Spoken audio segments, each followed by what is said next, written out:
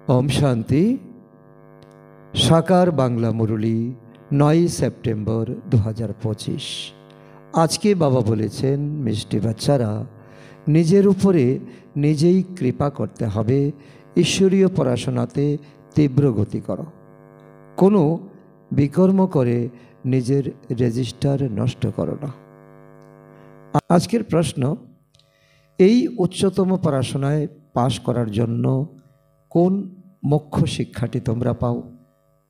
তার জন্য কোন বিষয়ের উপরে বিশেষ অ্যাটেনশন চাই?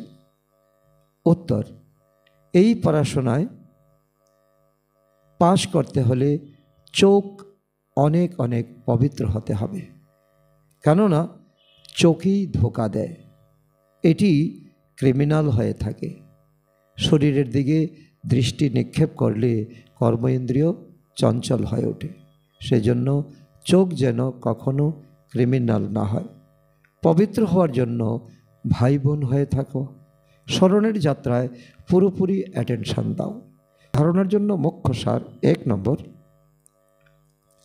এখন পরীক্ষা দেওয়ার সময় অতি নিকটে।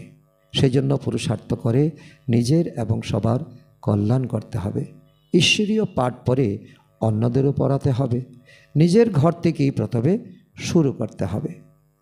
নাম্বার 2, দেহি অভিমানী হয়ে অবিনাশী প্রকৃত উপার্জন সঞ্চয় করতে হবে। নিজের রেজিস্টার রাখতে হবে। এমন কোনো বিকর্ম যেন না হয় যাতে রেজিস্টার খারাপ হয়ে যায়। বরদান: সবাইকে উৎসাহ উদ্দীপনার দ্বারা সহযোগ দিয়ে শক্তিশালী বানানো সত্যিকারের সেবাধারী ভব। সেবাধারী অর্থাৎ যে সবাইকে উৎসাহ উদ্দীপনার দ্বারা সহযোগ দিয়ে শক্তিশালী বানায়। এখন সময় কম আছে আর রচনাও সর্বাধিক আসবে। শুধুমাত্র এই সংখ্যাতে খুশি হয়ে যেও না যে অনেক এসে গেছে। এখন তো সংখ্যা আরও বৃদ্ধি পাবে। এই জন্য তোমরা যা কিছু পালনা নিয়েছো তার রিটার্ন দাও। আগত নির্বল আত্মাদের সহযোগী হয়ে তাদের সমর্থ অবিচল অনর বানাও। তখন বলা হবে সত্যিকারের সেবাধারী। আর এখন সেবাধারী হতে চলেছি। আর আগামী দিনে যারা দুর্বল আত্মা আসবে তাদের মধ্যে উমং উৎসাহ ভরে দিতে হবে। স্লোগান: আত্মাকে যখন যেখানে যেভাবে চাও স্থিত করে নাও। এটাই হলো আত্মিক ড্রিল।